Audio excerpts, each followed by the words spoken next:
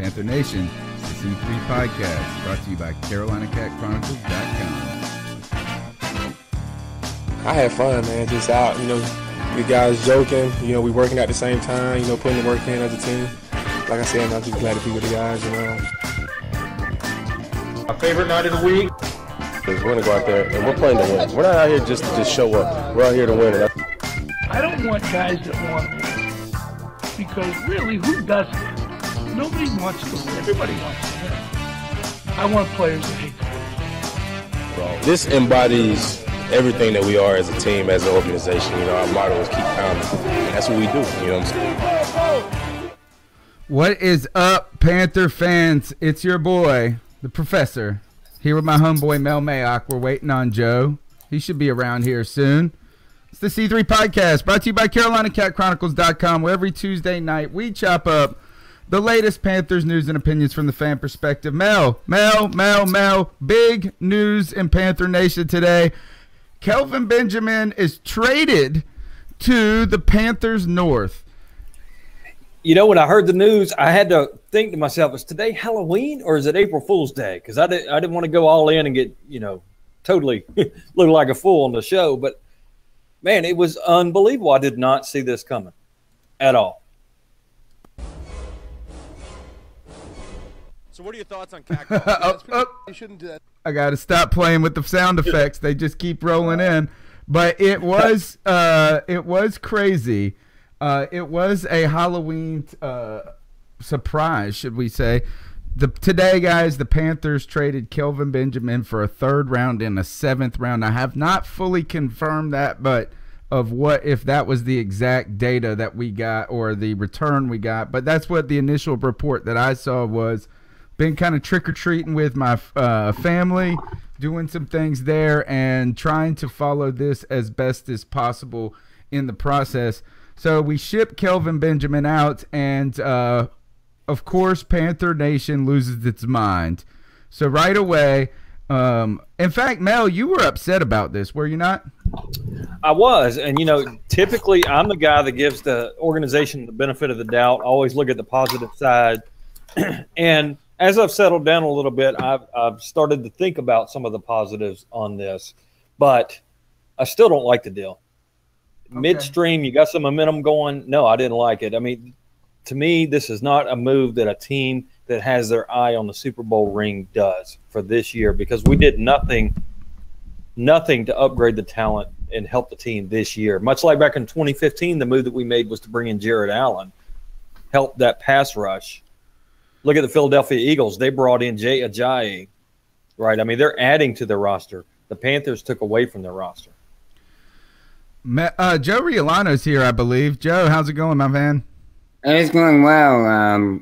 Got behind in the trick-or-treating, and I am coming in hot, guys. My apologies, but I am happy to be here. Not so sure on this Kelvin Benjamin deal. We're definitely not – talent-wise, I don't think we're better, talent-wise.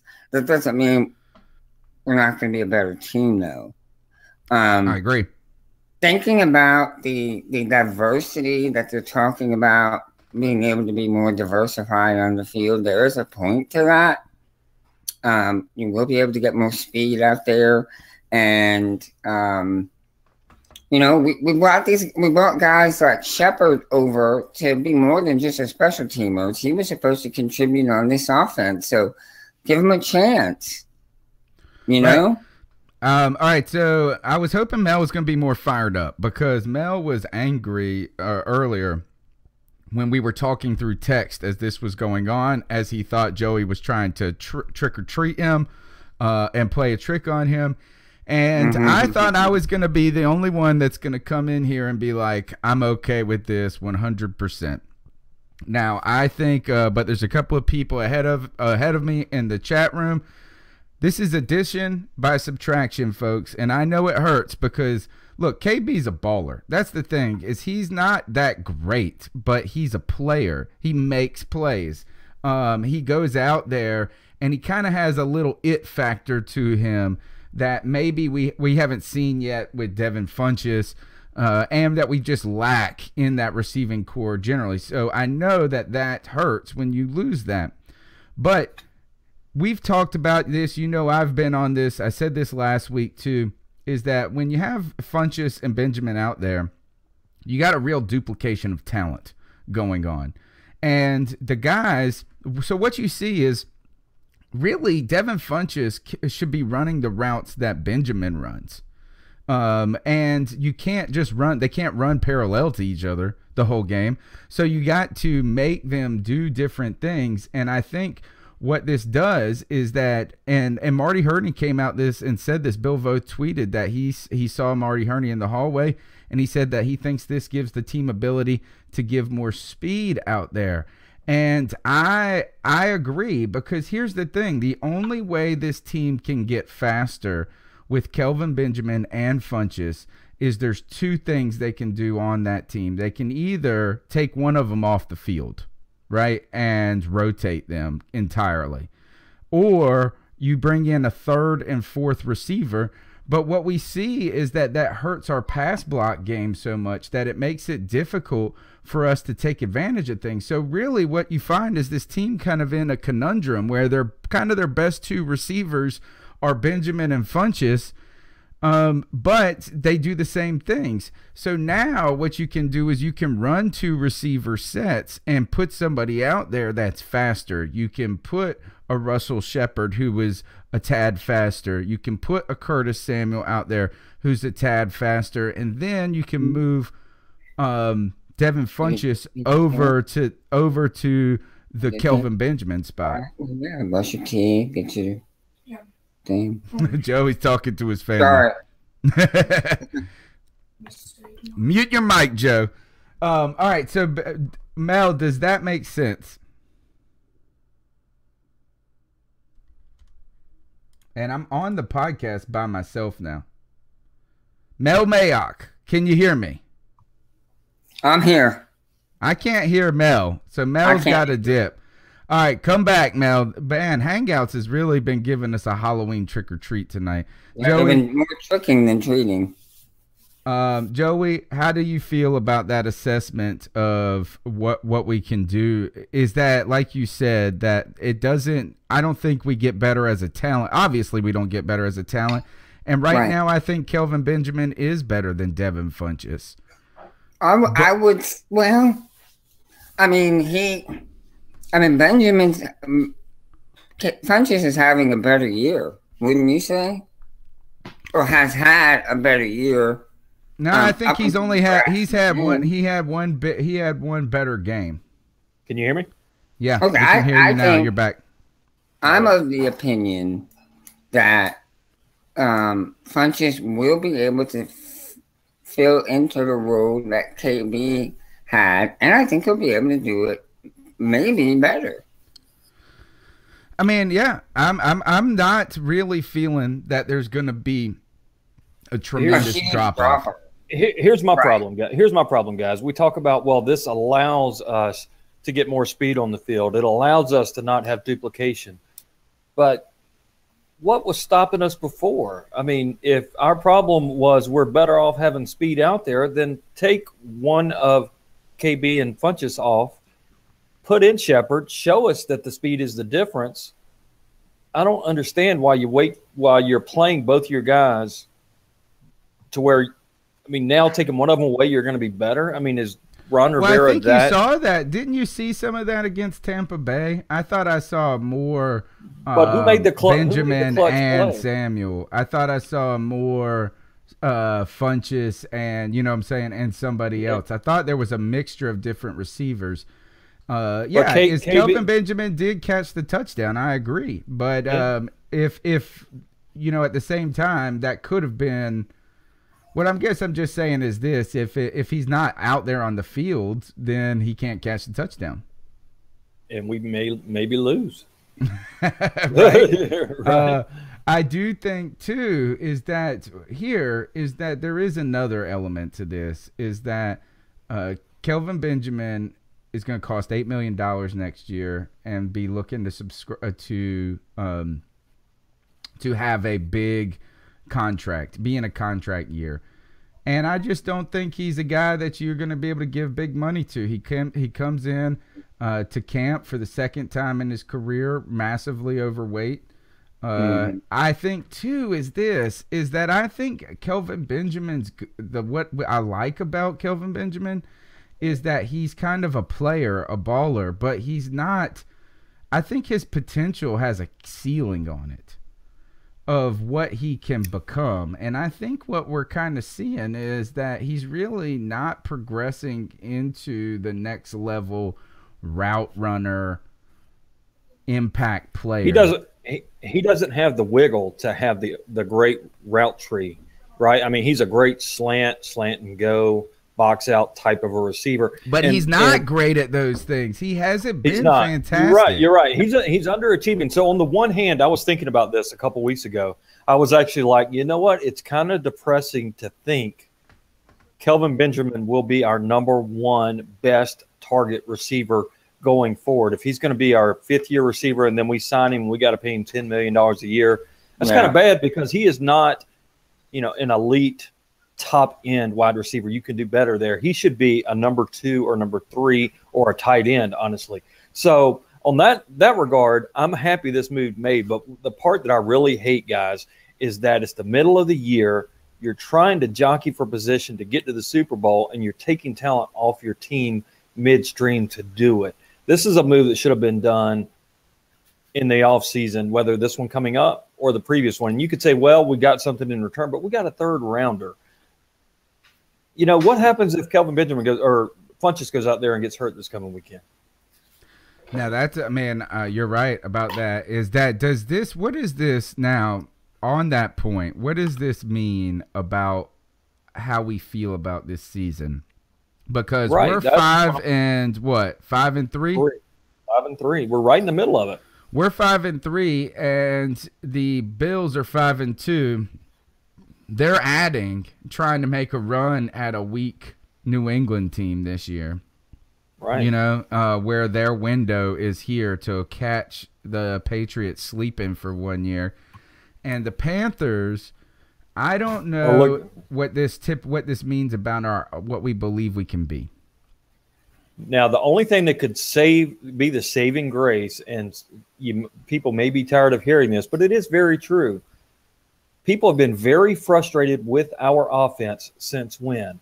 Ever since the Super Bowl, when Kelvin Benjamin came back. Is that a coincidence that those two worlds collided, or is our offense not as good? And it very well could be that our offense is not as good with him, even though he's a better player than the other receivers. But look, Cam does lock in on him. Cam is looking for him. And does that make Cam delay a little bit and get hit a little bit more, get a few more sacks, slow everything else down? Time will tell. I think there's a financial element to this, though, too. Definitely. While I know it feels like we're not getting better this year, is at least you got something for him. And instead of just cutting them next year.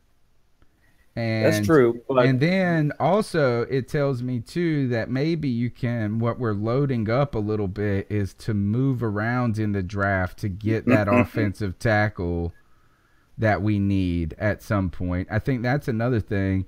And then the last point that I do think going to what you're saying is that maybe there are some limitations of what Kelvin Benjamin can do out there. And what you say is Devin Funchess can do all of those things he can do ultimately. He's more athletic. He is definitely more athletic. Plus a couple of other things. And then you're going to get other guys more opportunities. And I think one last thing is Greg Olsen may return. I didn't think it was going to happen. You go in, you have foot surgery, whatever it was. But it's looking like 2 more weeks. Looking like he's coming back after the bye. Yeah. I think this, though, is imagine this offense. If you've got Snowshoes Olsen out there, Benjamin and Funchess, and that's what you're trotting out there. That's what we trotted out last year, and it was slow as dog. I mean, it was awful. And I think we got to get some things where we can get – but to your point also earlier is that why can't we try these things a different way with this personnel? Why does that mean we got to make these moves? So is there a disagreement between Hurney and Rivera? I mean, is Hurney forcing the hand? I don't know, but I don't get how we're better this year by taking talent off. However, there is the argument. Is just what you said. You've got two big plows out there. You've got Funchess, you got Benjamin. People are crowding the box. That's pulling both safeties down in the box because they're not worried about these guys running past them. They're not, and that hurts our running game. So perhaps, what will be interesting to me is if you move Funchess over into KB's role and you move CMC into more of a wide receiver role, right? And if those are, and you got Samuels, McCaffrey, Funchess as your three, and then Shepard, you got that type of a mix, and you're leaving Cap. You saw a little bit more of Cap last week, which is great and refreshing to see. You got Cap and you got Stu as your running backs. You're starting to spread that defense out a little bit. So maybe maybe by taking KB out of there, it's going to help the running game. The only thing that's going to answer this is a few games. Yeah, I think too that it's difficult with KB and Funchess. Here's the thing: is can you really at some point when you got players that are good, even if they can't diversify your offense, it does seem like kind of weird to sit Kelvin Benjamin. Like, oh well, we're trying to do some different things with the offense, so go sit over there. He's a guy that if you got him on your team, you want him on the field. But you tell him, he had his, what they say in that game that he had a bursa sack pop under his knee. So he's not 100%. You could have put it in the guise of we're going to let him heal up for a couple of weeks and then tried something else and see if it works. But you were up against the trade deadline, so Hurney. Which another part of this argument, guys, is this a move that an interim GM makes, gets rid of talent and adds trade draft picks for the future? Yeah, and one thing we haven't mentioned is that while we all like Kelvin Benjamin, and I think we've been rooting for him, we don't know what the internal relationship is entirely with the team. Cody Lashney says this in the YouTube chat. Let's not forget, if Kelvin Benjamin had made that block against the Chargers on that interception, Cam wouldn't have messed up his shoulder. You saw the lack of – a lot of people have been critical of Kelvin Benjamin looking I was at that game. I was at that game. Folks were ready to hang Benjamin during that game because he was loafing. Now, they were also talking on FMZ today, Professor, about 2 weeks ago, Benjamin walked off the practice field just abruptly, and the Panthers guys did as he was going to get attention to his knee. But people were obviously stunned that he just walked off. So there may be some underlying tension that's really not – coming up to the very top.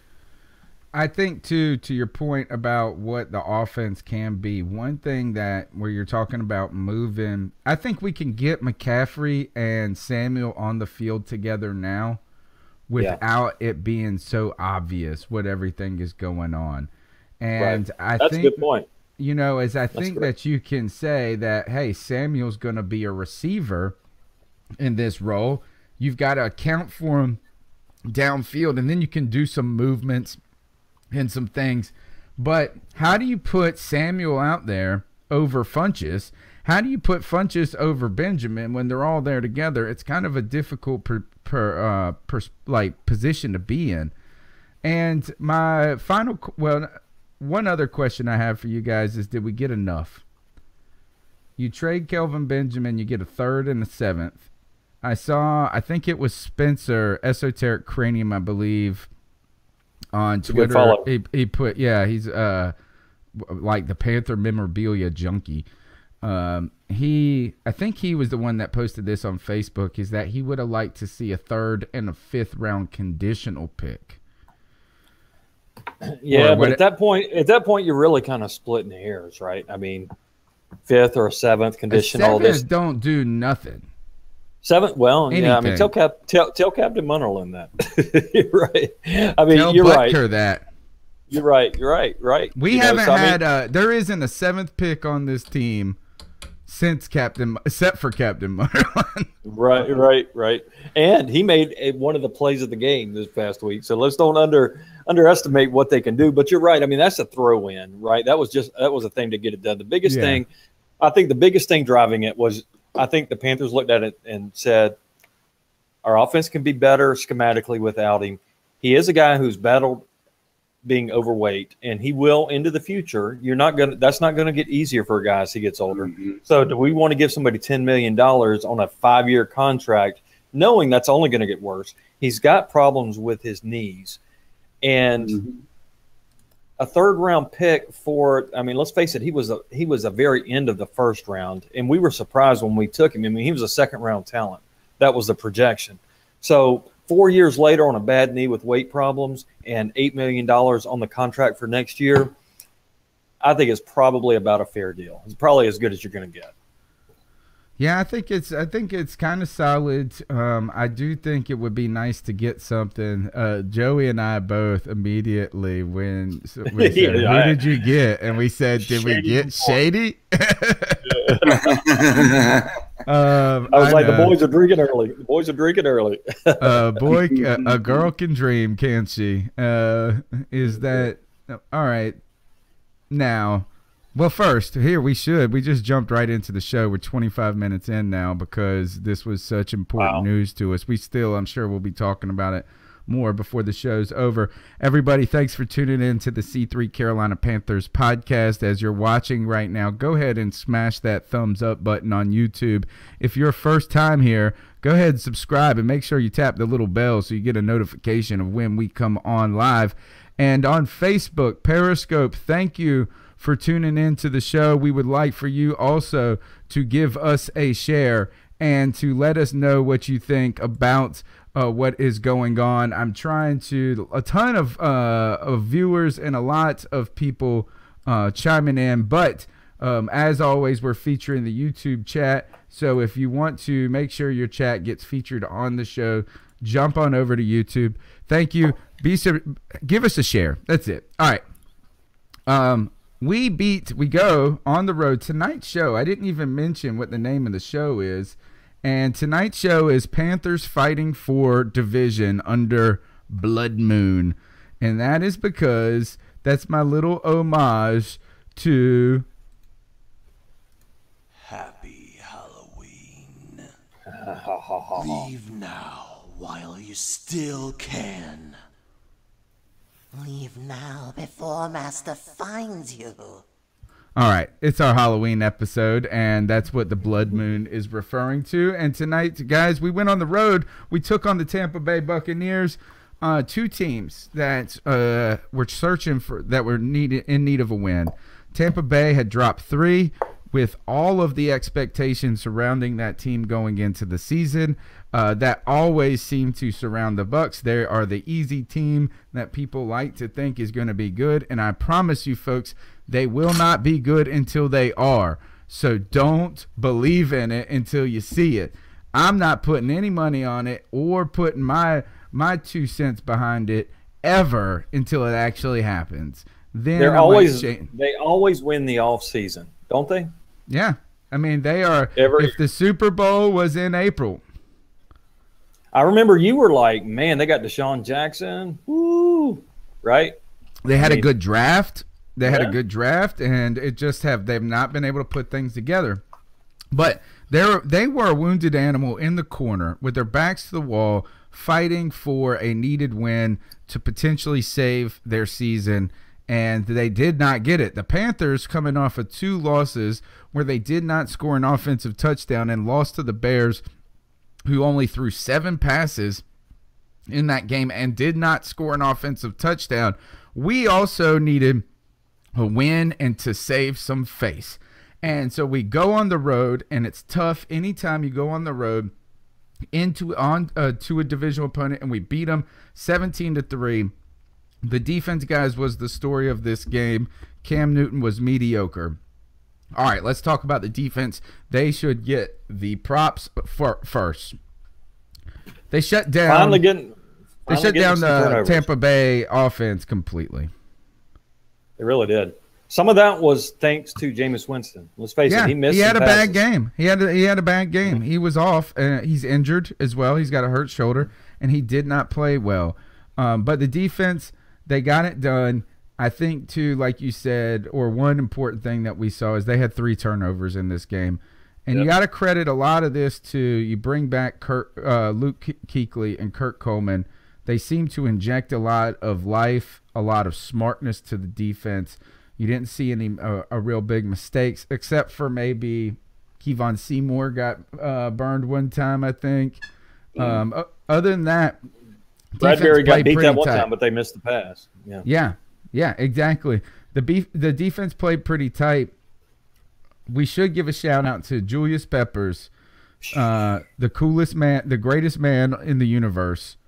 And he records his 151st sack, which makes him 4th all-time in the sack leadership, like all-time sacks. He's going to get 3rd, dude. I'm telling you. He might do it this season. So who is the greatest Panther of all time to this point? Steve Smith or Julius Peppers? Oh, I don't even think. I think Steve Smith's 3. Really? I think it goes Julius Peppers, Cam Newton, Steve Smith. Wow. I don't know about that, man. I don't agree with that either. All right. Well, what do you say, Joey? Steve Smith, Julius Peppers. Why? What do you mean, why? Who had more of an impact on that Panthers team than Steve Smith when he was around? All right. Steve Smith was the heart and soul. Yeah. What team was good that that the Panthers were on that Julius Peppers wasn't? The 2015 Super Bowl team. Yeah. Was Steve Smith on that one? No. Okay.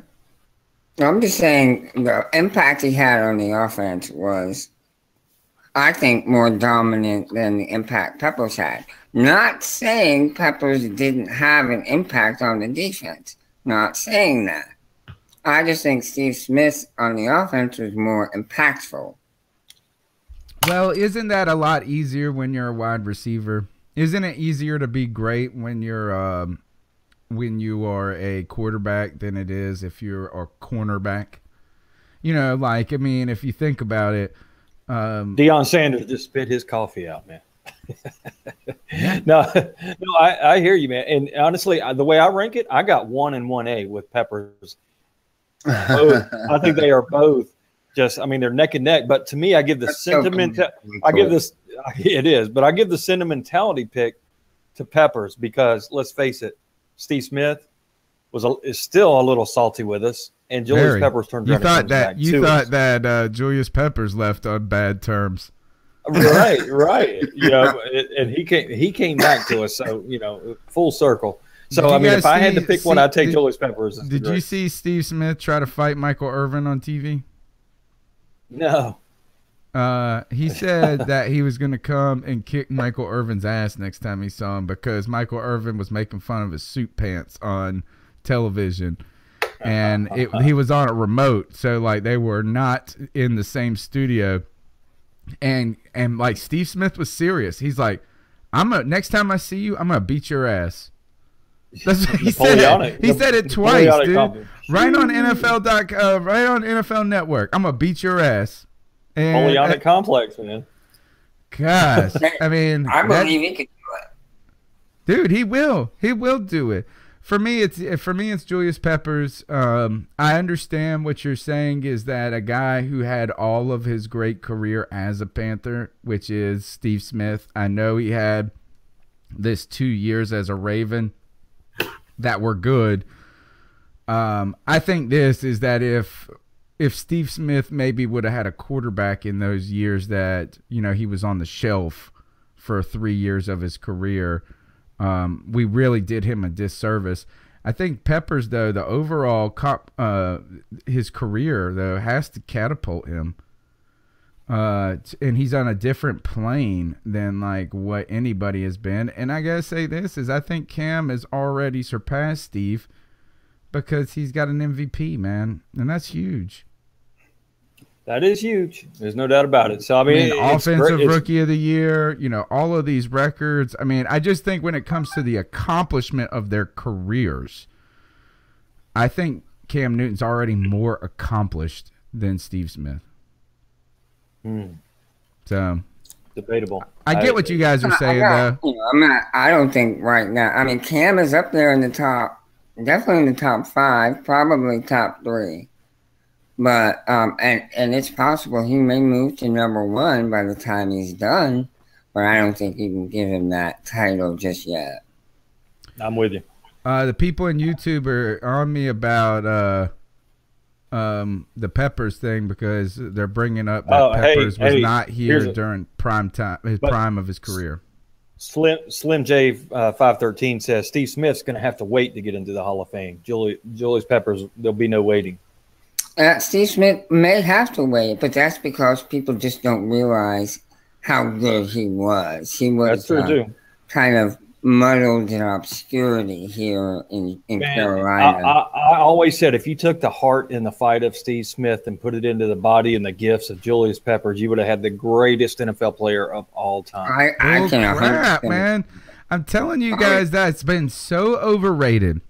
That's the truth. That Peppers does not play with heart. He's got a different style. He does not. He did not then, man. He's got a different style of play, dude. There were times when teams ran straight at Peppers because he was not putting his body in there to tackle that. Now, at this point in his career, boy, he is blowing up offensive lines, and he is getting back and making the tackles in the backfield. There's no way a guy that gets 151 sacks in his career is, like, not playing with heart. That he's still 37 years old and playing. All right, let's get back to this Tampa game. This is yeah. Julius Peppers is the greatest human ever to live, followed by Cam Newton. And then Steve Smith can beat my ass for saying it, and I will say it was the greatest ass beating I ever had. Yeah.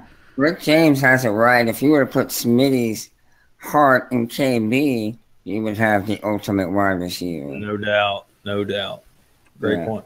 Yep. I tell you one thing is Steve Smith would never dress up like a hippie like Benjamin did for Halloween. No, did you see him in his like hippie outfit? Looked like a dang softy pants.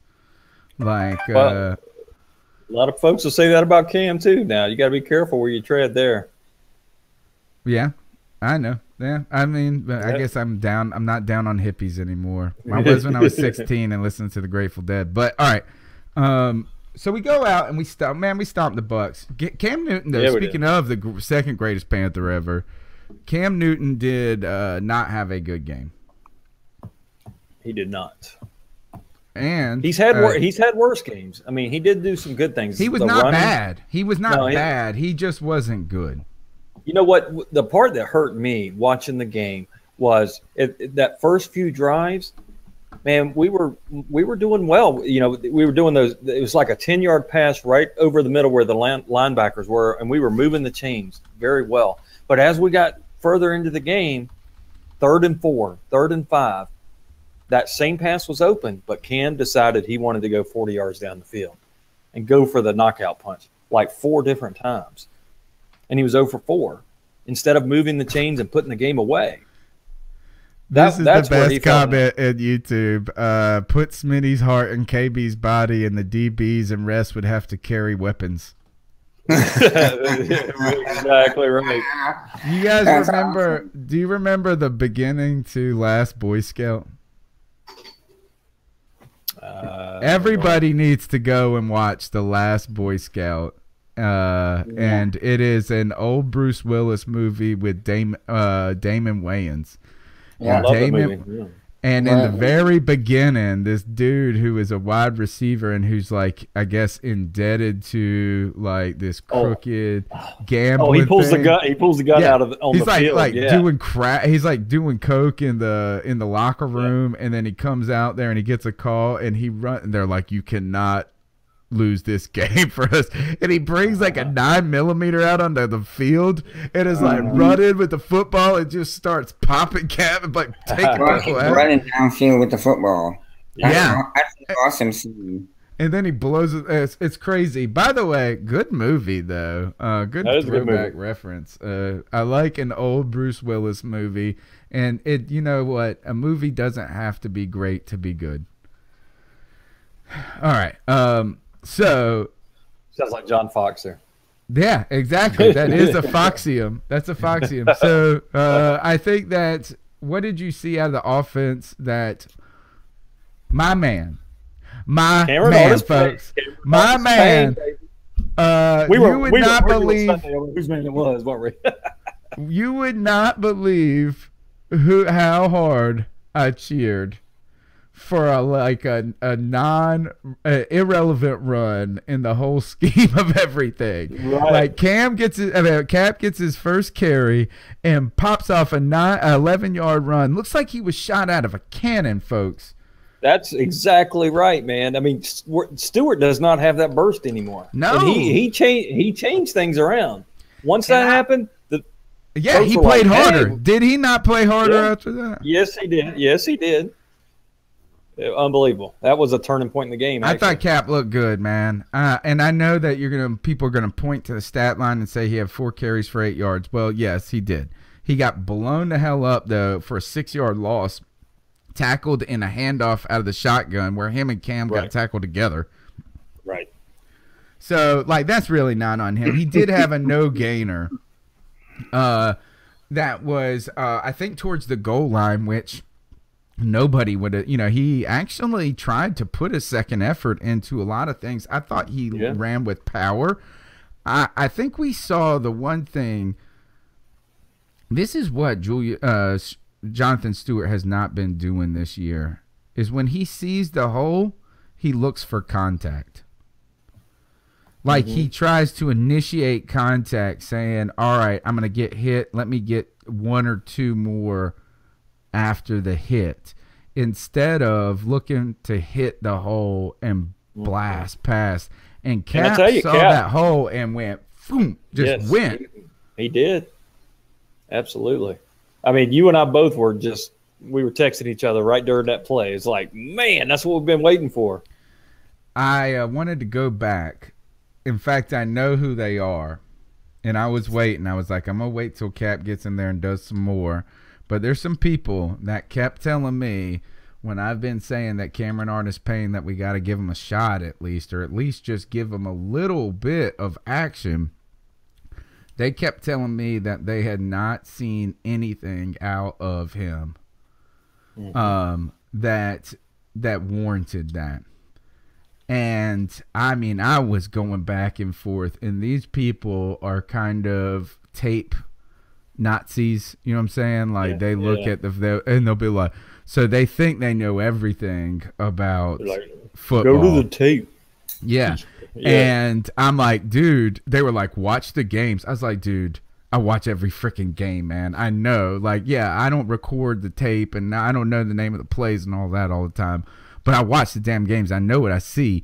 And I see a guy that every time he's gotten the ball has not been bad. And I am going. He was the best player in the preseason. I've screenshotted that mess, dude. It's coming back. When you see Cameron Artis-Payne pop off 125 yards this season, I'm going to be flying them retweets out. All right. It's going to be fun to watch. It's going to be fun to watch. You know, a part of me wonders if they were putting Cap in there to see if they could make it a 2-back team with Stewart and Cap and move McCaffrey out to wide receiver. What do you think about McCaffrey? He sets a record for the Panther rookie, the most catches from a running back as a Carolina Panther. He surpasses Jonathan Stewart with 49. He is on pace for somewhere in the high 90s, I believe, and also on pace to beat Reggie Bush's rookie running back reception record of 88 catches. Where do you guys feel about McCaffrey at this point? You want to, Joe? Yeah, I am satisfied with what we have seen from him thus far. I wish the offensive line was blocking better to allow him to showcase his running ability a bit more. But he is, more slight of build, more lean than some of the guys we have back there, and he's not able to, move the pile, so to speak, on his own. So we haven't seen him really be effective in the run game, but he more than makes up for it, I think, in the passing game. He is a legitimate weapon on the perimeter as a receiver. Mm-hmm. And we really haven't used him to his full potential even there yet. So I'm satisfied. I think the best is still to come with this kid. That's right. I think you got to give him a little bit of time, right? I mean, there are a lot of people out there that say, well, he was the 8th pick, and with the 8th pick, you got to have a game changer. And, well, guess what? He has changed the game. The opponents have to account for him on every play. Even though he hasn't been making the big plays. All right, let's not make that argument. That's true. It is very true. That's guys like have the their eyes same on that, McCaffrey. Ron Rivera said this the other day. I thought this was the silliest shit I had heard ever, is that they wanted to make Kellen Clay active so that the Bucs had to prepare for him. And I was like, what in the world does that even mean? The dude can't even barely make a 53-man roster, and your ass is acting like they're gonna game plan for you. Hey, so he was pretty good on the punt return. I'll give him that. I told you he was gonna come back for the punts. All right, so McCaffrey has his impact has been as a ghost. He's been a decoy. He's been a threat, and he's made some plays. He is a good check down option that we've never had before. You haven't had that receiver threat out of the backfield. You just haven't. So while you still can. I take that as you disagree. Now before Master finds you. No, I'm not upset. I think this is that. Do I want him to be better? Sure. Do I want him to have blown up? Sure. Do I think that he has played particularly well yet? No, not really. But I think he's done some cool things. I think Would you call him a bust? No, not at all. I think here is that, and I'm going to go back to this, is that it's kind of a silly conversation to have, I think, at this point. 8 games in. I agree. And you're trying to evaluate a guy on 8 games where he missed most of training camp or a good bit of rookie camp. Anyway, he's only 8 games into a career. Right. I think too the argument that they're going to have too, where I think it's even a little bit less, productive of a discussion, where you hear people go, "Oh, I don't think he's a bad player, but I don't think he's a number 8." Right. I mean, it's, to me, I've always felt like this with contracts. Everybody went crazy with the Matt Khalil contract, and they're like, he's not a 55. Well, what's the number? Is it 38? Is he a 38? Does he add to the team? And what I do think there are some arguments to be made that there were some other picks that could have added more. I think that's a better line to take than to say he's not an 8 pick. You know what I'm saying? And I think those are two slightly different discussions. Is to say this is we could have had Lattimore. Is that Lattimore at this point looks like he would have been an awesome addition to a team. He's doing great for the Saints. And that's not a knock on McCaffrey as much as it is a clap for Lattimore. I do think I wanted to see. You know what? I'm tired of seeing Christian McCaffrey dance, though. And somebody I was listening to I think it was the Blue Goose podcast, and they were talking about that Christian McCaffrey is seeing ghosts at this point. And they acted like, I'm not as familiar with the terminology as they are, but when you get to the point where he's lacking confidence now, where he's seeing things, it's almost in his head. There was a play where he just tap danced instead of just running to the outside and getting 8 yards in that game. There was also, and I think I texted you during the play, there was a play where he caught the ball on a 3rd and 8. He caught it 4 yards out. Great play. He did one step and boom, exploded past the defender and made the first down. So, it's about consistency. You got to give the guy time. He's a baller. His heart is good. He's a hard worker. He's a good kid, and he's got a lot of talent. It's going to take a little bit of time, and it's not all on him, right? I mean, does Cam know how to use him? Does Shula know how to use him yet? Right, give them time. I think they'll get there. They better. At this point, all they do is use them. Slim says this: Alvin Kamara in the 3rd and Jonathan Allen in the 8th overall. I would say this: Derek Barnett too, another one there. I think too what the problem with McCaffrey is not him. Is that I think it's that our second and third round picks haven't done shit. Yeah. So it goes like this. We feel like we had a one-pick draft. Right. And speaking of one-pick drafts, you look at the 2014 draft now with KB gone. Trey Turner is the only one remaining. I'm telling you, I am for a long. I mean, I was in Gettleman We Trust, but is that as things keep going, there's been a lot of questions about his drafts. Mm-hmm. It seems all that the absolute is falling apart. Yeah, the absolute linchpins to this team, the two players that make the real difference in this team is Cam Newton and Luke Kuechly, and they're both Marty Hurney guys. I tell you one thing is that if we keep Marty Hurney, I want to keep him just through the first round of the 2018 draft, and then fire him and bring me in for the second. Right, I'll pick it up. I'll round. Handle it. I'll handle it from there. Marty, you take us through round one. I'll take it. Yeah, I mean, Marty don't miss in first round, dude. No, he doesn't. That mug, and you know, and I know everybody keeps saying that is not that hard to do. Oh, yes, it is. Ask the Cleveland Browns. Ask the Cleveland Browns. Ask the Dallas Cowboys with our boy Claiborne. Ask Minnesota Vikings. Yeah. Right? I mean, it's... Yeah, we got him. We got damn Matt Khalil now.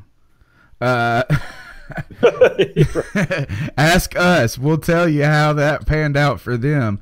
I do think he just always hit on first, man.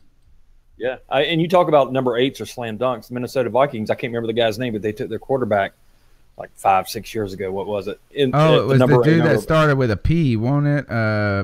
Pender. I can't remember. He's no longer in the league, though. He's been gone for a minute, man. Yeah. All right. Okay, so Jake Locker. Jake no, Locker. No, that's not it. No, he was Tennessee. It was a Pender, dude. It was somebody Pinter, or something. It was something with a P. Pretty sure. All right, let's keep talking about this game quickly. The Bucs did not have a great game, though. They're offensively, they didn't have a good game. Jameis was off. Ponder. It was Christian Ponder. Yes. Exactly. Terrible. Right. How many, is that I would say I would be overall. careful. I would be careful drafting a quarterback in the first round unless you know that dude is like transformational. Unless you draft Deshaun Watson. Yeah. And you know what? He is transformational, dude. That dude is like, I think that Teddy Bridgewater is like, I mean, those guys just ball despite what everybody says. Deshaun Watson is having a hell of a year. He better slow up. That's all I got to say. He's setting the bar too high. He is getting too good, and I don't want to be going, man, this guy is going to be better than Cam one day. I don't want to say that, ever. All right. Defense got turnovers. Luke Kuechly's back. Did we miss anything else? What do you think about Steve Wilkes blitzing a lot? Aggressive. I like it, dude. I like it. Did you? I saw that Jeremy Igo put out a tweet that he says he guarantees that Wilkes will be a head coach next year. Well, didn't you and I talk about that right after that one press conference we saw of him? He commands presence. He is somebody you want to run through a wall for. I could see it. Now, you look at how good McDermott is doing, and then you see that Wilkes is improving upon what McDermott had done. So, yeah, I would not be surprised in the least bit if he's in Indianapolis next year, as an example, if Harbaugh is not there. Joe, you got anything else you want to talk about with this game? No, nothing in particular. I think that, same as everybody, defense played awesome. Offense did just enough. We have yet to really see our offense click, dominate.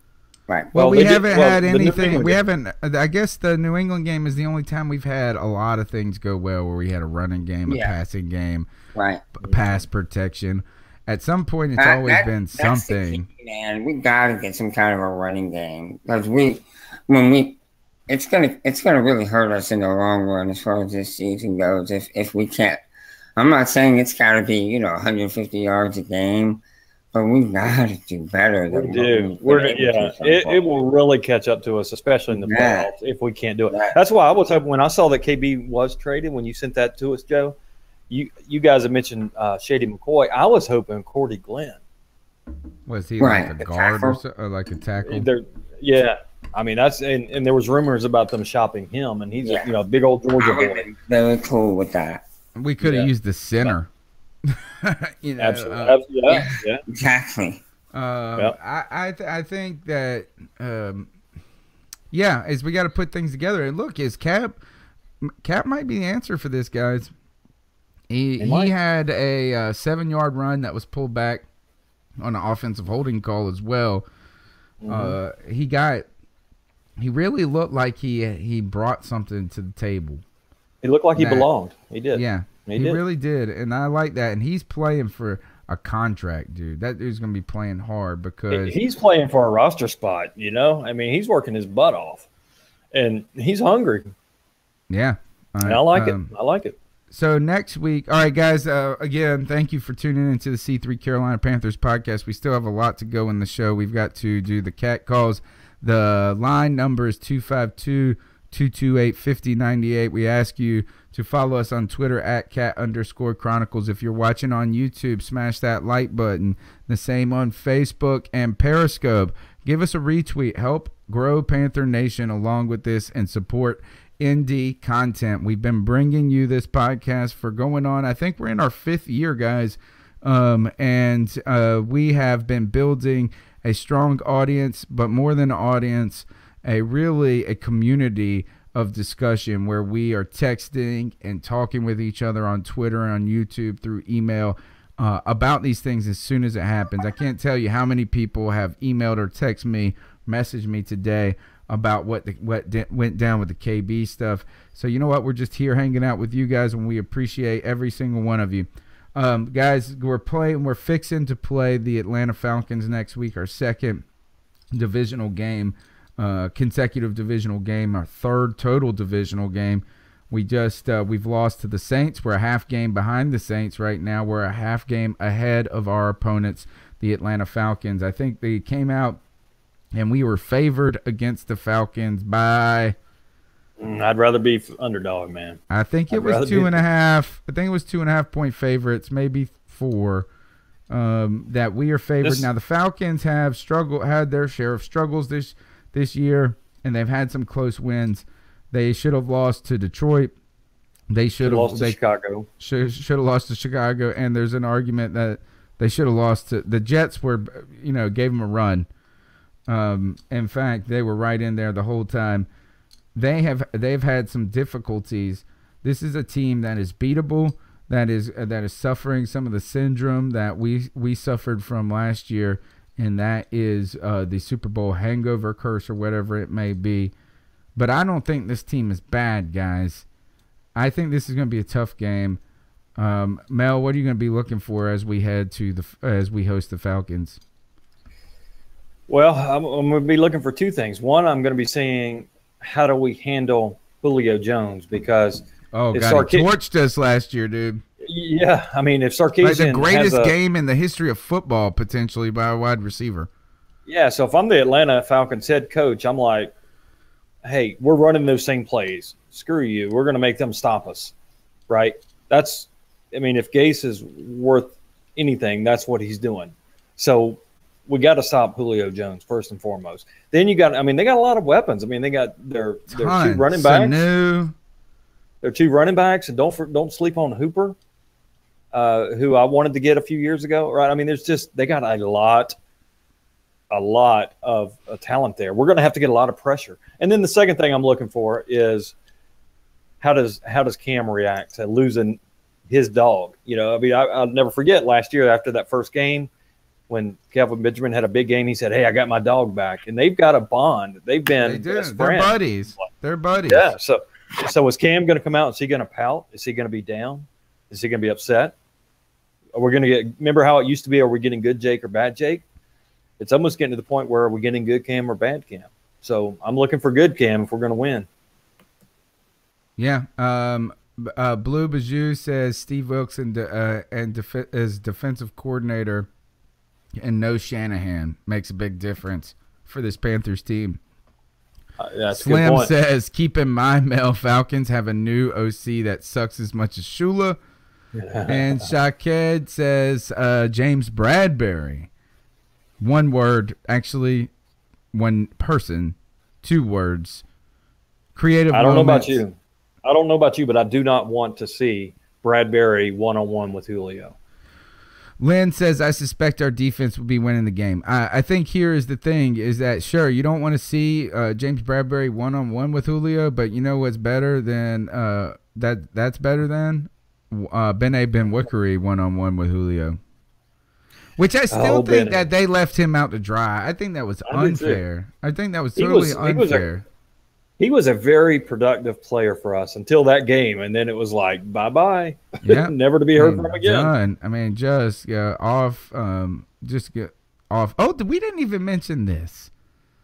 One thing we didn't mention about that damn Tampa Bay game and all the fiasco. Oh, did you hear about your girl? Who? Miko Grimes? What did she tweeting do? She tweeted out and was calling out Cam, talking about how he's an easy interception. Oh yeah, I tweeted her. Yeah. I told her. I said, this is coming from a Miko Grimes fan. F you. I told her that. Right and I said, I'm a Miko Grimes fan, but it turns out I'm a bigger Cam fan. I also asked her if this is a serious question, serious, like a no lie. She put out there later on. This is a couple of days later. Tweet me any questions about the Go on Live to the iHeart Miko podcast, which I have not listened to yet. My questions were, I gave her 2. Will you come on the C3 Carolina Panthers podcast before the Tampa Bay game? And number 2 was, if you were not married to Brent Grimes, would you get down with a white boy? And she would cry or respond. She would say F you, because no, she wouldn't, I'm pretty sure. But anyway, I just like having fun. What a voice on Mika there, but what a nasty biatch she can be. But, all right, back to this. What I was going to say is this. Robert Aguayu and the whole fiasco that kicking mess. Graham Gano with the flu, supposedly. Come on. and then we signed, unbelievable. It was so weird. And then the idea that Bill Foth had the nerve. And I'm sorry, Bill. I'm not trying to be mean. But he said this. He tried to say he tweeted this out. He was like, think about this, guys. If he could really turn around his career, what a move this would be. Wow. And I was just like, I'm sorry, bro. This dude can't turn it around. He cannot, no, don't try to put forward to me that you can grab a 2nd-round pick off a practice squad, whatever. No. I'm with you on that, man. I have this feeling in my gut. We're going to get hot. We're going to go on a run. We're going to be in the Super Bowl, and we're going to come down to a kick from Harrison Butker as to whether we win or not. Just got that feeling, man. What happened on Monday night where everybody was going crazy? I went to bed. Wasn't it Monday night? It's Sunday night. Where, Kansas City, I felt like Butker must have been making everything. Because, all of Twitter was like, Butker for the Hall of Fame. I don't understand how you let him go and you keep a guy who is as old as Gano is, who's in the last year of his contract. You got to have an eye to the future, man. I don't understand that. DG was doing, that's the way DG was going, and that's the way Marty went. I don't get it from either one of them. Makes no sense. I mean, we're kicking ourselves in the Butker for this. Joe brought up a good point. He really, I think you said over the weekend that was really probably a Ron Rivera decision over anybody else's. All right, Joe. A Ron Rivera decision to what? about keeping Gano as the kicker. Oh, yeah. Which is funny because now he hates him. Right. Now wishes he wouldn't have. Right. All right, Joe, we're playing the Falcons. We're a half game behind the Saints. The Saints have won 5 games in a row, dude. Unbelievable. Jerks. How, Joe, do we beat this Atlanta team? We have not played well at home. We play better on the road. Atlanta have been struggling to put things together, but they've got, like Mel said, a lot of talent. How do we get after them? And does anybody in the chat room know about what Vic Beasley's status is while Joe breaks down what he thinks we got to do to beat this Falcons team? Well, I think the first thing we want to do is have a significantly higher amount of time of possession. I think we want to win the time of possession battle. And keep not their offense off the field. Right. Leave the offense on the sideline. Exactly. Which usually means you got to have a running game. So, first thing first, we have to have better offensive line play. Okay, that's probably a given. We have to have better offensive line play. Trey Turner hurt, left that game, injured again. Did you see that? Did you guys see what Joe Person said about that? No. That it wasn't injury related. I saw that. Yeah, that they brought in Emili Tulu to replace Trey Turner because Trey Turner wasn't playing well. Now, I know one thing. He has not played like the Trey Turner of last year and the year before this year. But you hate to think he got the big money. Yeah, you hate to think that. Yeah, I mean, he seems like a pretty smart dude. I mean, I think that he does look a little heavier than I don't know. He's been playing with a knee. Yeah, he's been playing with a knee injury. Yeah. I tell you one thing is I don't care if he's taking a nap out there. He's going to be better than Emili Tulu. Where is Moten? Right? I mean, that's... I can't believe he's so bad that they don't even want to put him out there just to see. I thought I did see him in the game, though. He has played some. He played guard in the preseason. He was actually the top-rated guard by Pro Football Focus in the preseason. He's been in these jumbo packages. So, so at least give him a chance. I think it was in the game against the Bears where Manhurts blocked Moten. like he didn't know what he was doing. He just like pushed him. He like knocked Moten down. Like, isn't that messed up when you block your own teammate? All right, but we gotta win the possession battle, like Joe's saying. We've got to. I think we've got to fluster Matt Ryan when he's out there. Matt Ryan, he is a good football player, but he can be rattled. He can get rattled. What was it? Was it 2015? It was one year we sacked him 6 times, and that was the difference in the game. If we do that, it was the year before, and Greg Hardy had like 4 of those. Maybe, yeah. I mean, that's the type of day we got to have. Because if we don't pressure him, he is too good. He will pick us apart. I don't like him. I hate him, but he's good. We got to get some pressure on this team. We got to get some defensive pressure, like we're saying on this, because our secondary will struggle against if you give Sanu, Hardy, Julio, Gabriel, all these dudes, all of that time. They can't have a lot of time. There's too many weapons. So what we have to get after Matt Ryan. Have to. Peppers needs to be drinking a lot of Gatorade this week. Just give him a couple vet days. Yeah. I mean, less Charles Johnson, more Julius Peppers. Why is Charles Johnson still starting? What has he done? I mean, come on. Joe? I don't understand. I have no idea. Joe says no. Really hasn't done much this year, has he? Nothing. He's got like 1 tackle. I would rather start Wes Horton. I have to agree with you there. Wes Horton is a great run edge setter. You're not going to run against Wes Horton.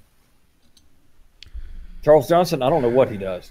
I agree. I mean, we got to be careful that our line played good against Tampa Bay, And I know, but again, it always comes down to Peppers and Short.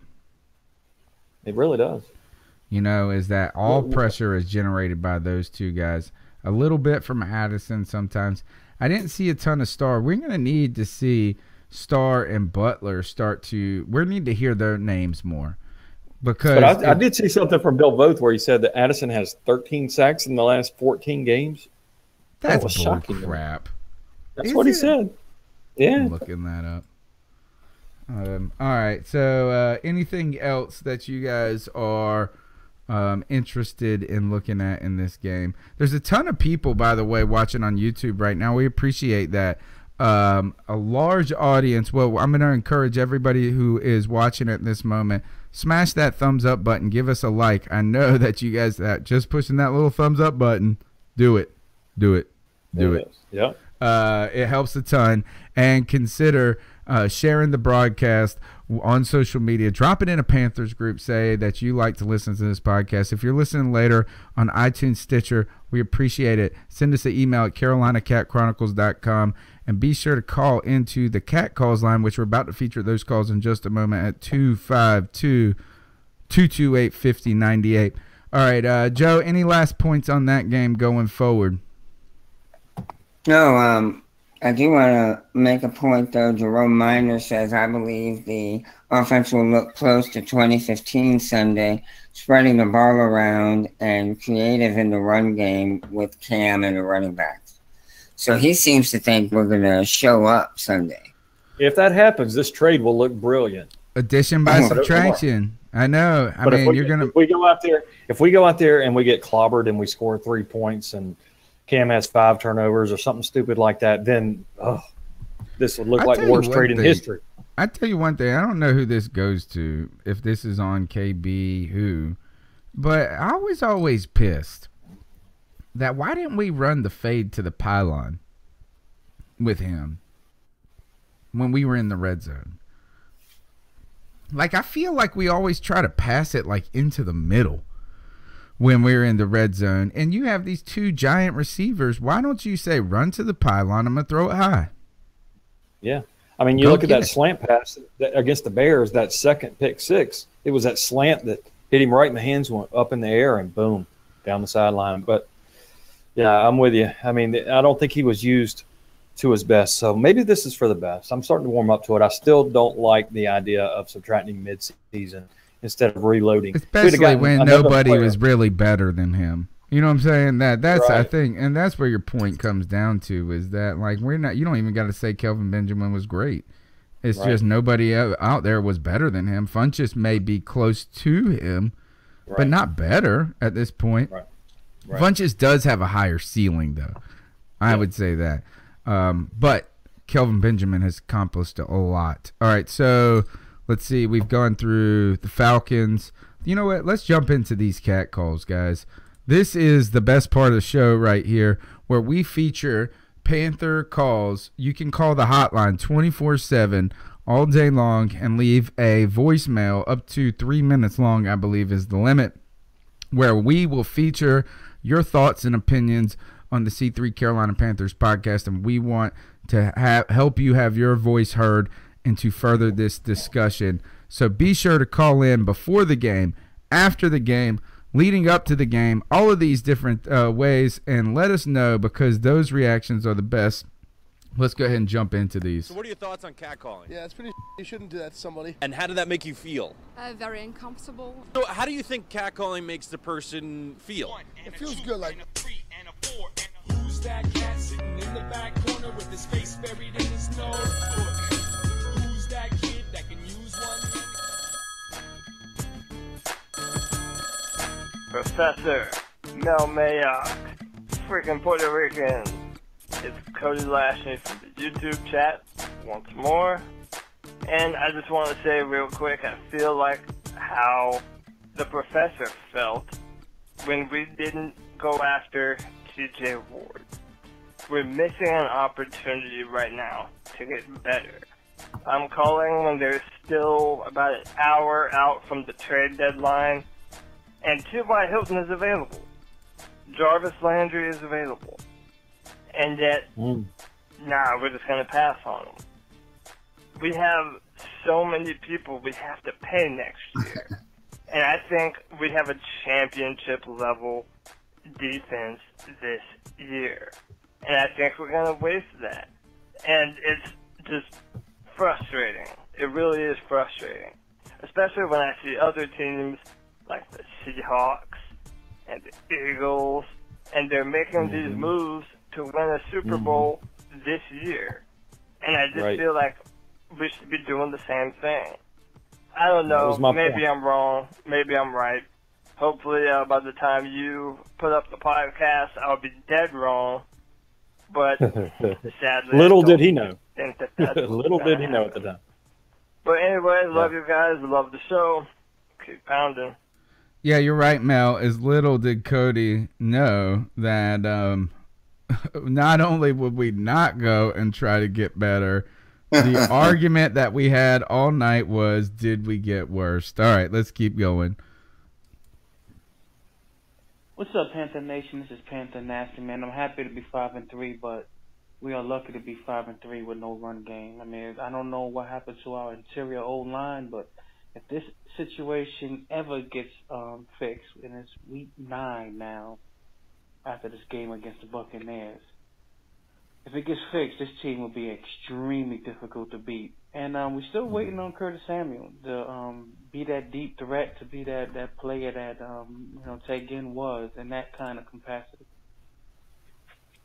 Hey, Paul, or whoever the hell this is. I understand that this is going to be the Panthers hotline. I just want to say one thing. Fire the clown show, Mike Shula. Ruined Cam Newton, the greatest athlete to ever step on the planet. Okay? Mike Shula sucks, and that's it. Hope I'm making on the podcast. Love it. First of all, my name's not Paul. My name is Tony, but appreciate your call. Even better, though, you can call me Paul all day long, as long as you say. Yeah, just call me. Hey, and B, I love hearing that. You know what makes my ears it just sings to my ears is Cam Newton's the greatest athlete ever on the planet. That sounds like something this guy would say. Well done. Yeah, good call. Here we go. Let's keep pounding. Girl Scout. Woo, doggy. Oh, hold on. We got to hear the end of his call. I forgot that. Mike Shula sucks, and that's it. Hope I make it on the podcast. Peace out, Girl Scout. Woo, doggy. That's called a flippity flop. That was the flippity flop. Nobody gave me any props tonight for my little improv video. If you haven't seen it, folks, go check it out. It really was well done. I don't know how you went through that whole thing straight. Oh, you mean the Cam video? Yeah, the Cam Newton video. Nobody said this. Is everybody, how about this? Those cats in the chat right now is like, where are y'all at with the props on that video? Because I want to tell you this, is not one person said anything about my double watch and all the bracelets that I had going on. Atzilla8 he said I mentioned it. That is like I thought when I came up with the idea for by the way, you can find this on CarolinaCatChronicles.com or on our YouTube page, and that is the Cam Newton press conference reenactment. And I thought that it was going to be corny when I started doing it, and maybe slightly corny when I did it. But even at the end, look, Atzilla8 said this. I love the rosary. Yes, he saw it. He mentioned it. But you know, Tony, you need to do another press conference before they have one, predicting how Cam is going to react when Joe Person, aka Darth Vader, asks him about Kelvin Benjamin. Oh gosh, I know, it was funny. The rosary. I was going through my kids' like bracelets, trying to find stuff. Anyway, all right. But that last call was the flippity floppity. Somebody left a call talking about that. All right, here we go. What's up, C3 Podcast and Panthers Nation? What the f***? So are we packing it in for this season? And if we are, I want to see D at quarterback. We don't need to risk Cam getting all beaten up and coming out of surgery again if we can avoid that. Luke Kuechly, sorry, you're done, son. Can't risk you getting another concussion in some meaningless game. Greg Olsen, don't rush back. Ryan Khalil, I don't know if you're coming back, but dude, take it easy. You know who I really feel most sorry for, though? It's Julius Peppers. That man's a beast. He's been playing so well this season. He didn't come back to play for some rebuilding team. He didn't come back to a team that he thought needed any major rebuilding. This offense has no identity, and then we trade Kelvin Benjamin away. I don't know what's going on. I'm interested to see what you guys have to say about it, because I'm just shaking my head. Keep pounding, Panther Nation. Jada out. I like that one guy that just ended his call with the F-bomb. Like, that was the last part out. Just F. All right. Here, we got a couple of calls right before we got on. So, here, we're taking a risk playing them. What's up, Carolina Cat Chronicles? Really real in the chat. Making my first appearance on the call line, but I had to, after the recent trade, to get some off my chest. I'm probably not going to be doing what you think I am. I'm actually going to thank Marty Hurney for making this deal. This is a deal that we had to make. Having Kelvin Benjamin and Funch on the field at the same time has just been a hindrance to the offense.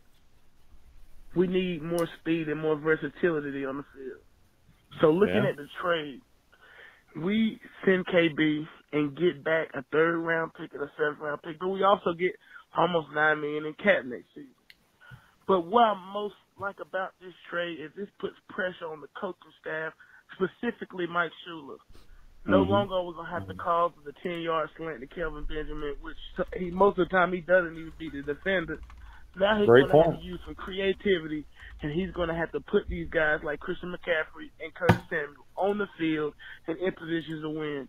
If we do that, that will see. I think that this trade is more reflection on our coaching staff and their ability to try to get more weapons on the field, and we'll see what happens as we go down the stretch. Thanks, guys.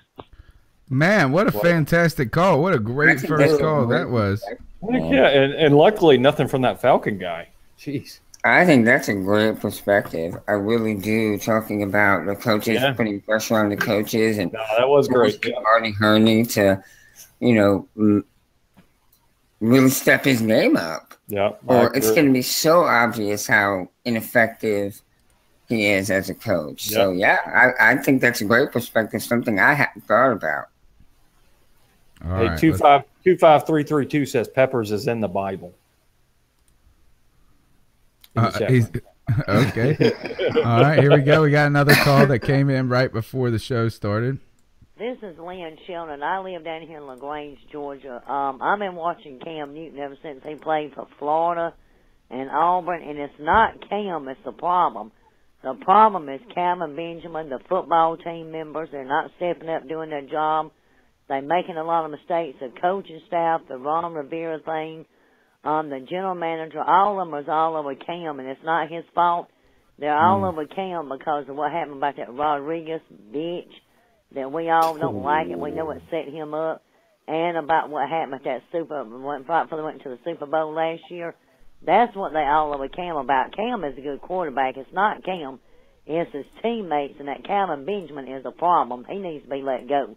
Because I've been watching all of his games ever since he's been in Carolina. Did they watch the news? And he's a great quarterback, and I know it's not Cam. It's his teammates, the coaching staff, and the general manager. They need to fire that Mike Shula and that Ron Rivera because they're both setting him up. And I think he needs to be, know that people in LaGrange, Georgia cares about him. They look at his game and really love him. And I'm a big fan of him. So this is all I call and leave my message. Thank you. Oh, well, thank you for that call. And on top of that is Slim J said she needs to apply to be general manager. Well, damn, is that everybody in the chat loved that call. Lady be going off is what they said.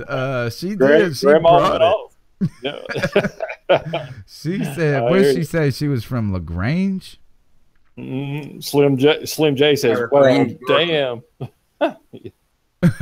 Yes, Slim J said, well, damn. Everybody wants her to be general manager. And oh gosh, what a great call. I hope you called back. I think it was Tammy. I didn't catch it at the beginning. We had some fantastic. She sounded like Tammy from the Paul Feinbaum show. I don't know if you guys ever listened to that. That's exactly what somebody said. We got to go here. I'm going to go back and let's listen to the beginning and see if we can catch her name. This is Lynn Sheldon. I live down here. Oh, Lynn. Her name is Lynn. And where is she from? LaGrange, Georgia. LaGrange, Georgia. All right. Well, Lynn, I hope you call back every week because you brought it. Straight brought it. Really said Ron should show that kind of intensity. That's right. And they said she runs a tight ship and takes no mess. Like, yeah, I agree. Fantastic. We're Lynn from LaGrange for GM. Start it. Start the campaign, folks. All right. That's the Cat Calls line, guys. You can reach that each and every week all day long at 252-228-5098. Mel, tell them why they should call. Joe, you tell them why they should call, actually. You guys need to call because it's a great opportunity to get your voice heard. We love getting the phone calls. We love being able to show them on our podcast or play them on our podcast and let fans, hear what other people are thinking. It's something that, we thought about for a long time and finally have done it. And it seems like more and more people are getting into it. Every week we're getting more and more calls. And I encourage you to please, if you have something to say, call us up. We want to hear it. Fans want to hear it. We're giving you this opportunity to get your voice heard. So, don't be shy. Everybody wants to hear what you have to say. That's right. I think I got one more. I've got one more call here. Let me see if I can pump it through. Right? Is that I found it in the email? Let me see here. Hold on. Here it comes. Nope. Hold up. Here it comes. Hold on. I gotta get it. Like maybe this is. I hope it doesn't echo. If it echoes, I'm sorry. Oh yes, Panther Nation. It's no. Your boy, Scotty Jurassic. Hey, I gotta admit, I was not planning on calling because I was a little trepidatious about this weekend. But I gotta say, thank you, whoever your general manager is. Kelvin Benjamin. Wow. Keep pounding. We're coming for you. Shut up, Scotty. Oh, yes. Shut up, Scotty. Shut up. This Sunday. I hope we crush it just to shut him up.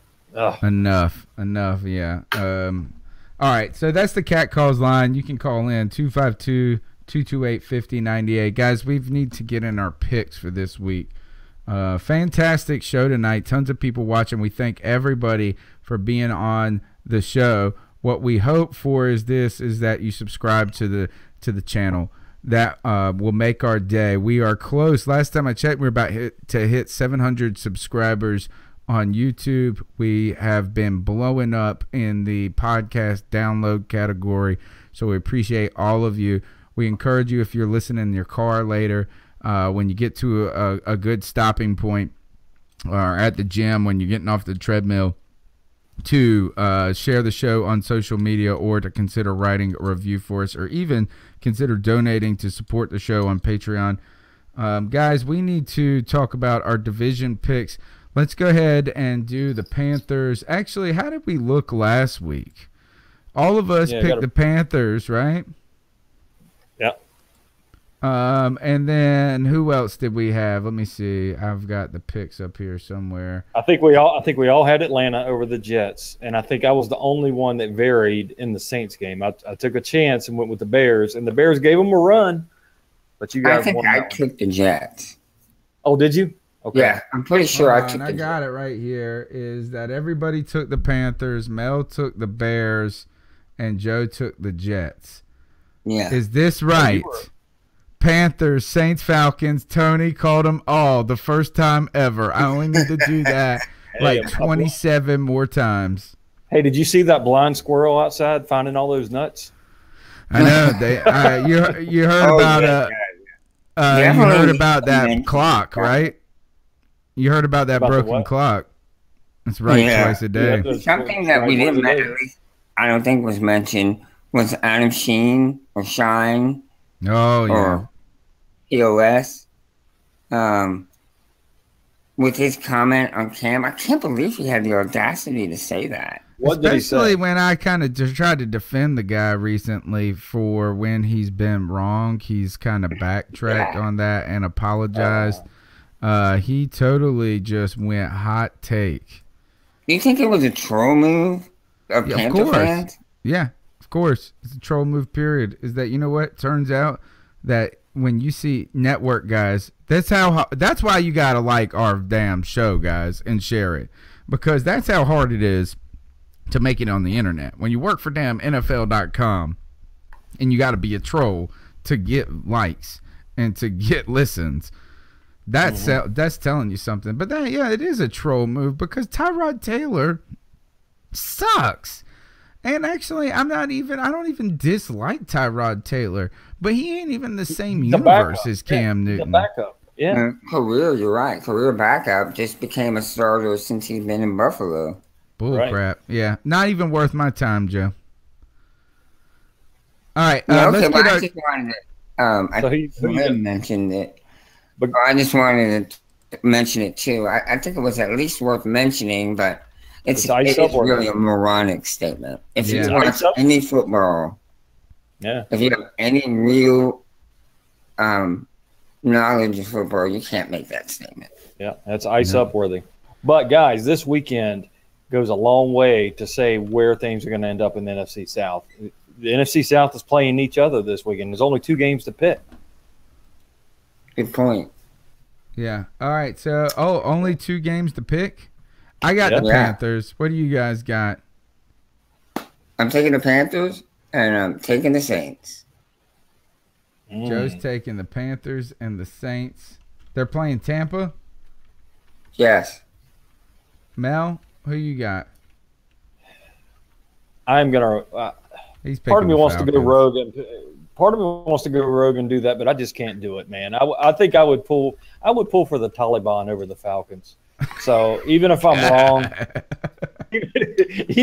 wrong, I would rather be wrong than be right with those guys. So I'm going with the Panthers on Sunday. And then I'm going to go. You know, next time you could just say something to the effect of, like, I would sign an abstinence contract over pulling for the Falcons, not become a terrorist. I did. Okay, well, maybe. True. Oh, we just got a follow from the CIA. Uh-oh. All right. Donald Trump's guys are at the door. I'm in trouble. All right. Who you got? All right. Panthers. I'm taking the Panthers, and I am taking the Saints. Well, we're all just picking the same. I'm picking the Panthers because I'm not a jerk. I'm not a terrorist. That goes to you, NSA. Give us a follow. Give us a share. Like us on Facebook, NSA. We know you're watching. Yeah, we know you're watching. And our audience just grew. Actually, you know what? I'm changing it up. I'm going Bucks. Bucks with the upset. Where's it at anyway? Please say in Tampa with no fans. I'm pretty sure that that one's in New Orleans. Shit. Really? Mm-hmm. I'm not sure, but I think so. Yeah, it's in New Orleans. All right. I'm going Saints. Jesus.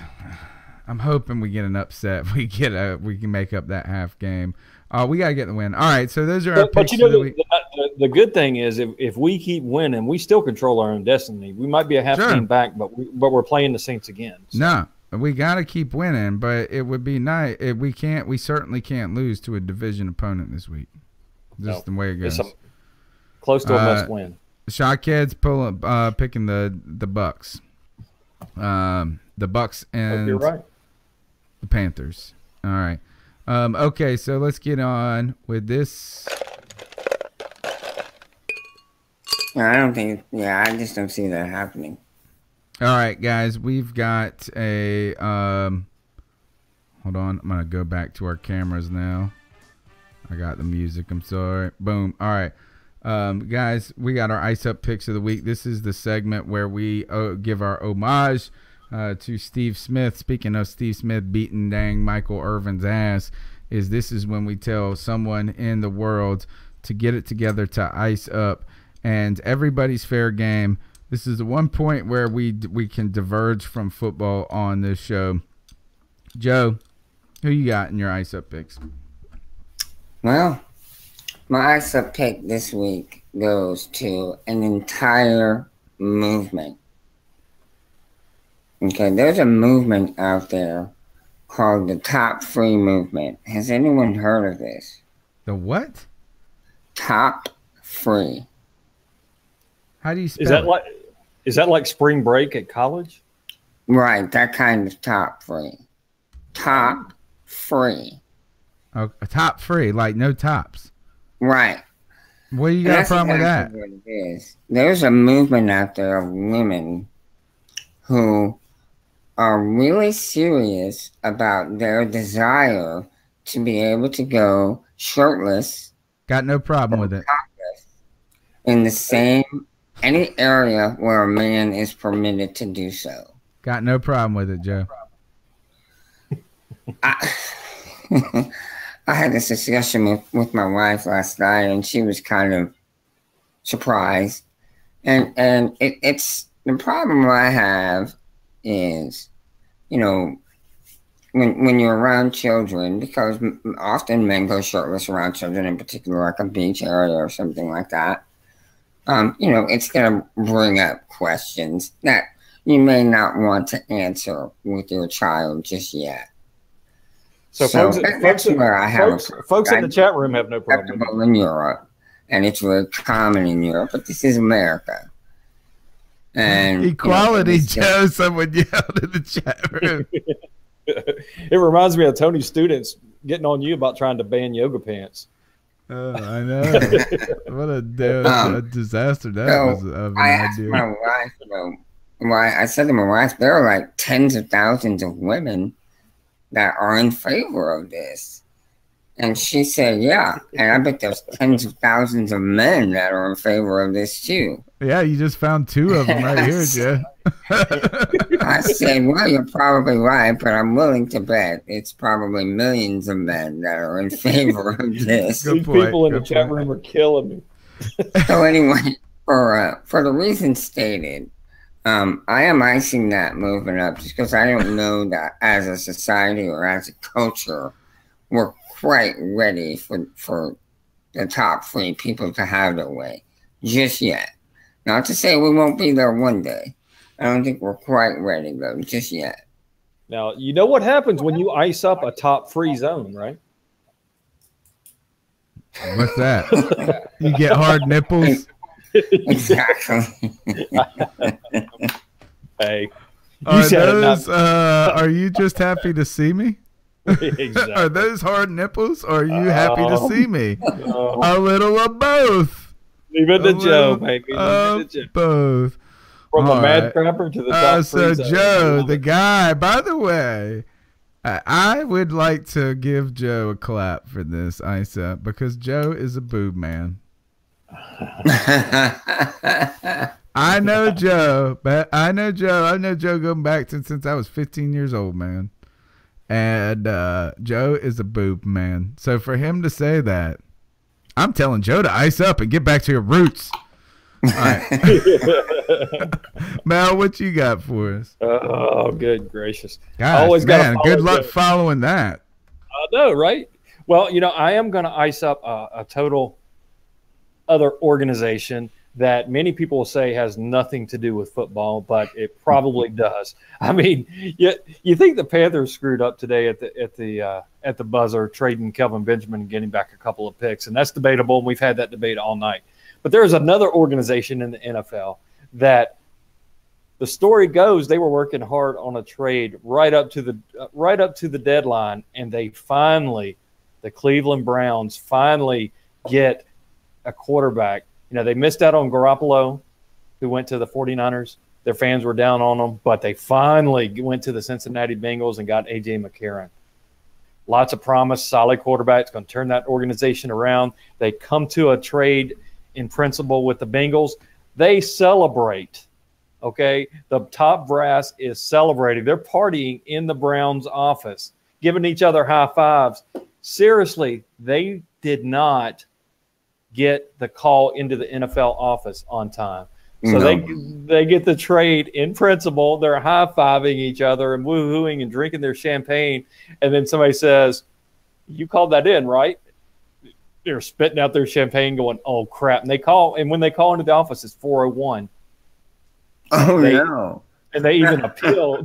They even appeal to Roger Goodell saying, come on, we had this in principle. It was denied.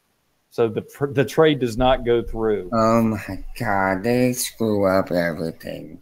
I mean, that is just unbelievable to me. So for all of you upset at Marty Herney, it could be much, much, much, much worse. You could be the Cleveland Browns. So for that, Cleveland Browns and the images that are still in my mind of this top free zone that I hope is not in Cleveland, ice up, son. Man, was that a diss at Cleveland boobs?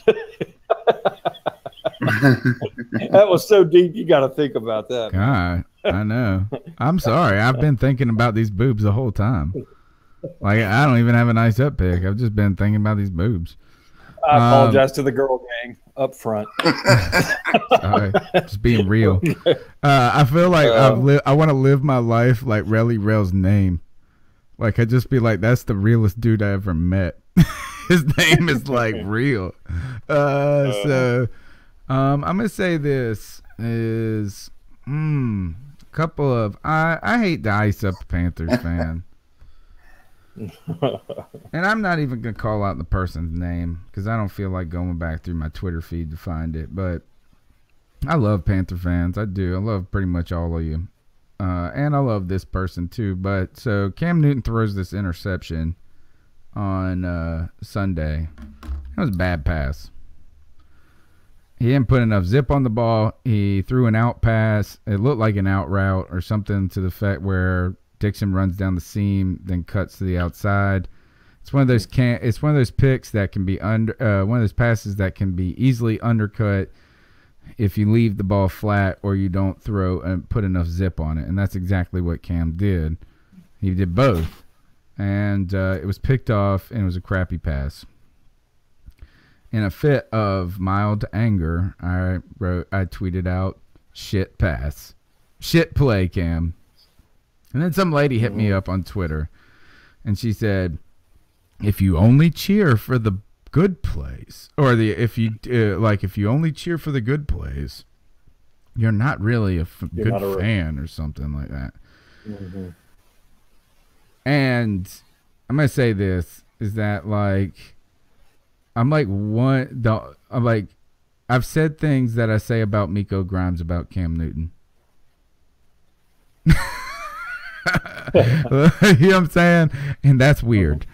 That's weird, folks. No, I love Cam Newton. It's hard to think of. I feel like this, man. I'm really getting to the point where I love the internet. The internet is like my favorite place to hang out, or one of the coolest things in the whole universe. But there's a ton of witch hunts going on on the internet today, and they're going after people. And I'm not trying to diminish people's hardships in the past, but I feel like, man, is that they're being like this. You said something about Cam Newton when you were 12, and we're going to bring that back and ruin your career now. It's just kind of crazy. And then, like, collective self-righteousness. Yeah, man. And then when I got that about Cam, I was like, no, it is a shit play. I'm sorry. Right. That was it. That was it. So to you folks, if you don't know this, and I didn't go off on this person, I tried to be calm. I stepped in there and said something for you back, because I mean that, you know, I mean, there is no bigger Panther fan than Tony. There's just not. I mean, Joe is a close. You guys are 1A, 1 and 1A, but to think a true fan doesn't have the right to say their team or their favorite player has a shit play when he has one. I mean, you're just wrong. You're just wrong, and you don't just sit there and throw rose petals at your team when they're not performing. Yeah. Now, I mean, this I stand with Cam T-shirt. Who made it up? We did. Who made up the Cam Wow right there? You can buy one for $5 on CarolinaCatChronicles.com. Why don't you do it? Who made that right there? We did. You know what I'm saying? Who wears a damn cape? A cape. A super Cam cape to the games. I'm not sure you can wear that the next time you come back, because it was bad luck the first game. I think it might be me. I don't think it's the cape.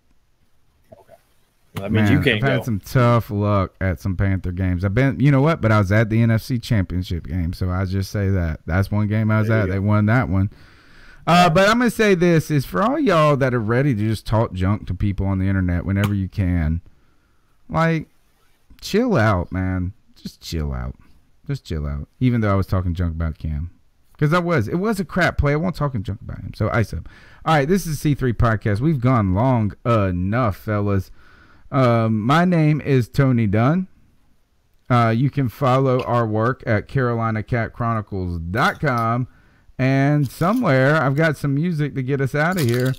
Mel, can you tell them what's going on with you? Anything that you want them to be aware of? I know I've been putting out a ton of videos on YouTube. I'd like for you to check those out. 5 keys to the matchup, Monday Minutes wrap up. What do you got going on, Mel? Oh, man, I'm just sitting here looking at all this extra Halloween candy and how I'm going to finish that up before I go to bed. You know, that's kind of the biggest thing. But other than that, you won't be going to bed. I'll tell you what, this is my first year in this house back in the QC, man. We had over 350 trick-or-treaters come to my house. That was unbelievable. Loving being back here. It was awesome. But, no, I mean, this is the time of year. Really all year round, I got my eye on the draft, trying to figure out, you know, who that next player is going to be. At Panthers Drafter, hit me up on Twitter. Follow me anytime. Every other week on Draft Tech, we have a new mock draft coming out. It's time to get in there and start taking a look at it. Got one coming out Thursday. Honorary ice up picks from the YouTube chat are Adam Shine. I saw that one. Let me see. Basically, everybody wants topless women, Joe. Joe, where can they follow you on Twitter? Guys, follow me on Twitter. Tell me what you like about the idea of topless women. At Joe Milano. Send pics of topless women, DM only, please. We're going to have all kinds of government eyes on us now, man, between that and the terrorist comment. Jeez. Whatever. There's worse things than boobs in this world. My name is Tony Dunn. This is the C3 Carolina Panthers podcast. You can catch me at cat_chronicles on Twitter. And every Tuesday night here, breaking up the latest Panthers news and opinions from the fan perspective. We'll see you next week, folks.